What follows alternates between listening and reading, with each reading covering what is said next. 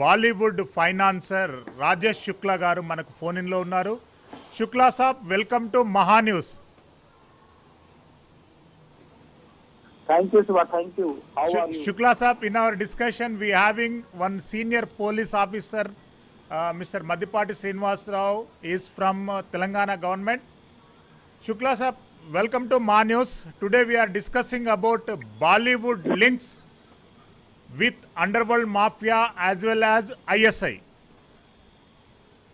Sir, Yes, you are the better person to say few words on this subject. आप बताइए sir. Subject में मतलब this a very open topic या और आपको मालूम है कि हर समय ये इस बात पे डिस्कशन होता है. बट बॉलीवुड माफिया और क्रिमिनल्स का लिंक कोई रॉकेट साइंस नहीं है, एकदम साफ दिखता है. और दिखने का रीजन भी ये है क्योंकि बॉलीवुड को कोई ऑर्गेनाइज फंडिंग नहीं है. अच्छा. और जो हमारी सिक्योरिटी एजेंसीज हैं और जो हमारी अदर इंटेलिजेंस एजेंसीज हैं वो इसको इतना सीरियसली लेते नहीं है. इसकी वजह से आपने देखा पहले भी बहुत सारे एक्सीडेंट्स हुए, बहुत ज्यादा हवाला होता है. तो बॉलीवुड का माफिया, टेररिस्ट, पाकिस्तान, इनसे तो रिलेशन बहुत कॉमन है. और ये प्रॉब्लम बढ़ते बढ़ते इवन क्रिकेट की फंडिंग क्रिकेट से घूम के वापस आ गई. इस समय जो वापस बहुत बड़ा डिस्प्यूट चल रहा है शाहरुख खान के साथ, तो शाहरुख खान या दूसरे बड़े जो भी एक्टर हैं वो तो पैसे के लिए काम करते हैं. पैसा ही उनका ईमान है, वही उनका धर्म है. तो इस बात का फायदा माफिया और टेररिस्ट हमेशा उठाते रहे हैं. जब तक भारत सरकार और दूसरी स्टेट गवर्नमेंट, पुलिस और इंटेलिजेंस इसको सीरियसली नहीं लेंगे. इस बार भी ऐसे न्यूज आएगी, 4-5 दिन डिबेट होगा और फिर खत्म हो जाएगा. शुक्ला साहब, ये रिसेंटली टोनी अशई अलियास अजीज अशई, जिन्होंने JKLF का फाइनेंसर है और ISI का फाइनेंसर है, अमेरिका जैसे कंट्रीज भी उनका ऊपर बैन लगाए, उनके साथ में मोर देन 12 और 13 बॉलीवुड सेलिब्रिटीज का फोटोज बाहर आए. इसका ऊपर क्या बोलना चाहिए? नहीं, आपने जो ये इशू उठाया है ये बहुत इम्पोर्टेंट इशू है. इसके ऊपर मेरे हिसाब से सरकार को बहुत सीरियस लेना चाहिए. महाराष्ट्र सरकार को सीरियस लेना चाहिए, भारत सरकार को सीरियस लेना चाहिए. और ये जो आप देख रहे हैं न्यूज सोशल मीडिया में, ये तो बहुत छोटा पोर्शन है, 5% 6% है. अगर ठीक से आप इसको इन्वेस्टिगेट करेंगे तो ऐसे और बहुत सारे लिंक निकलेंगे. क्योंकि जो देश के खिलाफ और प्रदेश के खिलाफ जो बहुत सारा प्रोपोगंडा चलता है सोशल मीडिया पे, उसके पीछे यही लोग हैं जिनके पीछे हमारे सेलिब्रिटी, हमारे दूसरे बॉलीवुड के एक्टर, टॉलीवुड के एक्टर जाते हैं और वो उनके प्रोग्राम को सक्सेस बनाते हैं, उनके फंड रेजिंग प्रोग्राम को सक्सेस बनाते हैं. ये लोग वहां जाकर के इस तरह पार्टिसिपेट करते हैं और उससे उनका फंड रेजिंग प्रोग्राम सक्सेसफुल होता है.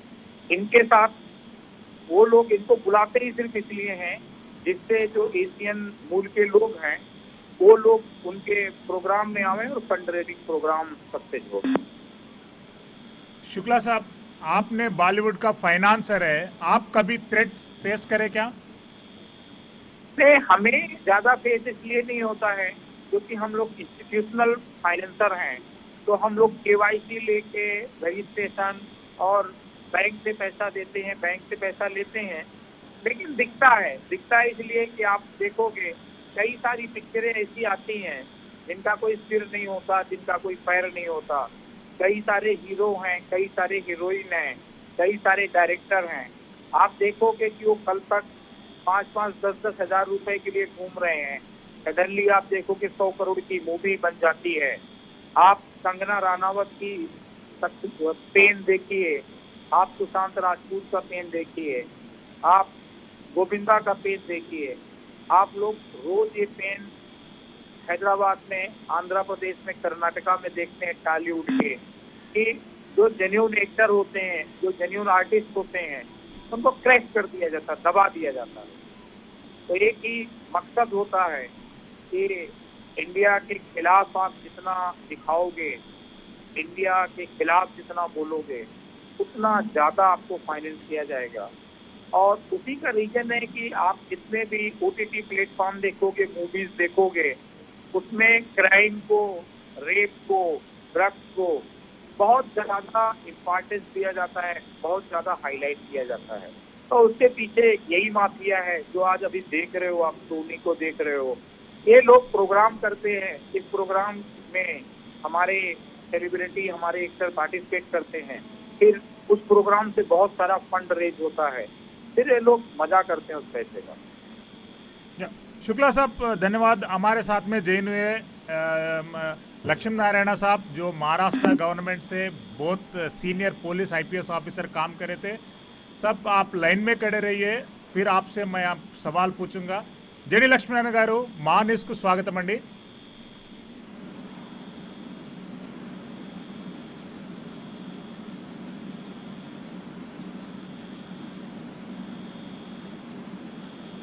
या सम टेक्निकल फेलियर्स है।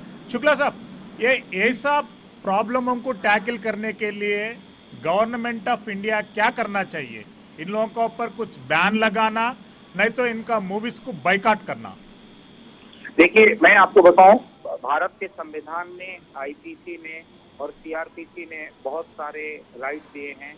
आप तो बहुत उम्दा किस्म की पत्रकारिता करते हैं, आपने बहुत करीब से इन सब इशूज को देखा है।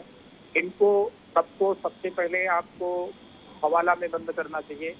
इनके संपत्तियों के, उनके सीडीआर, उनके सबके फोन के सीडीआर पब्लिक होने चाहिए, तो आपको इनसे लड़ना बहुत आसान हो जाएगा। इनके पासपोर्ट और वीजा की आप जांच कीजिए। ये सब आदमी 20 साल पहले, 15 साल पहले 400, 500, 1000 रुपए के रूम में रहते थे, 2 हजार रुपए के रूम में रहते हैं। आज ये सब आदमी 2 हजार करोड़ के मकान में रह रहे हैं। आप किस तरीके से आगे बढ़े हैं, कैसे इनकी जिंदगी में इतना ज्यादा पैसा आया। अगर आप इनके इनकम टैक्स प्लान देखेंगे, इनकी जीएसटी देखेंगे, तो आपको नुकसान ही दिखेगा। हार्डली आप इनसे कोई पैसा सरकार को या जनता को मिला है। शुक्ला साहब, इनके एवज में अगर आप इनकी इनकम देखेंगे, अगर आप इनके बंगले देखेंगे, गाड़ियां देखेंगे, तो उसके सामने कुछ भी नहीं दिखेगा। शुक्ला साहब, लक्ष्मी नारायण साहब ने लाइव में आ गया, लक्ष्मी नारायण साहब ने लाइव में आ गया। आप लाइन में खड़े रहिए, आपसे फिर हम सवालात करेंगे। जेडी लक्ष्मीनारायण गारू మా న్యూస్ కు స్వాగతం అండి।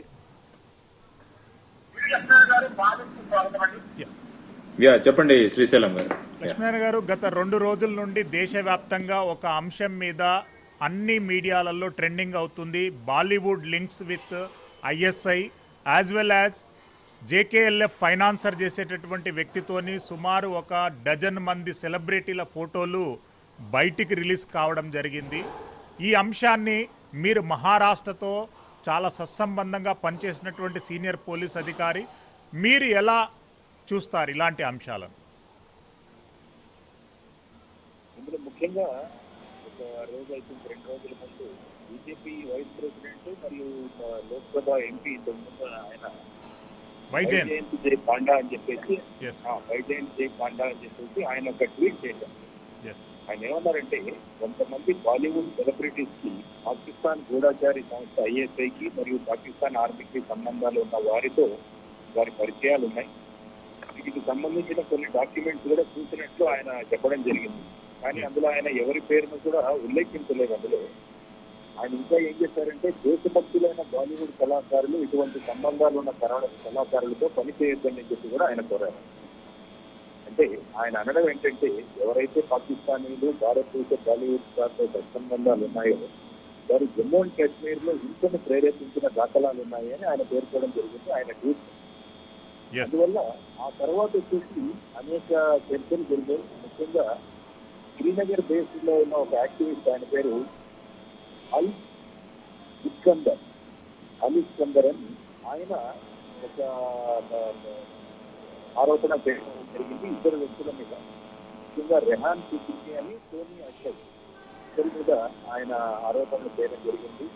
తర్వాత ఒక బాలీవుడ్ టాప్ స్టార్ అయిన షారుఖ్ ఖాన్, తర్వాత ఆయన సతీమణి, వీరిద్దరూ కూడా వారితో ఈ టోనీ అషయ్తో ఉన్న ఫోటోగ్రాఫ్స్ ఆయన వాళ్ళు సర్క్యులేషన్ లో ఉన్నాయి।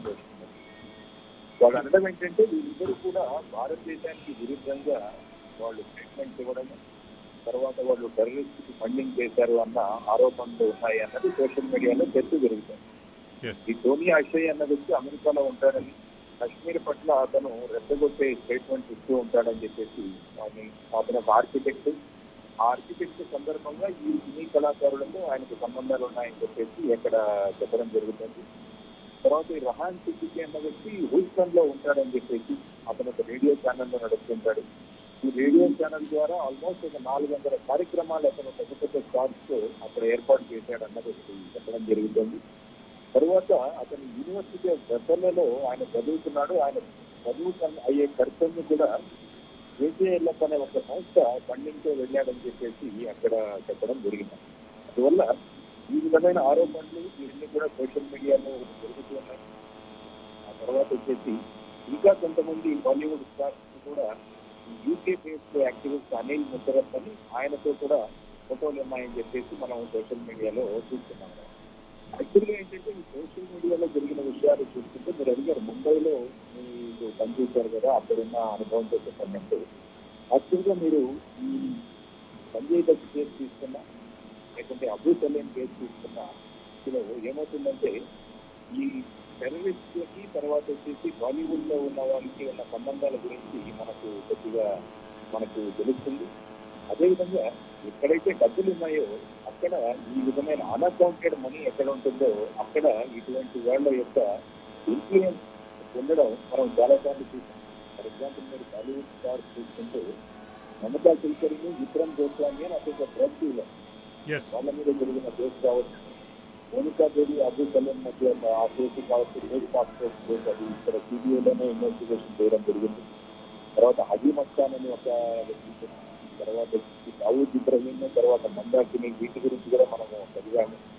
తర్వాత టీ సిరీస్ అని క్యాసెట్స్ తయారు చేసేవాళ్ళు, అతన్ని కూడా పంపడం జరిగింది.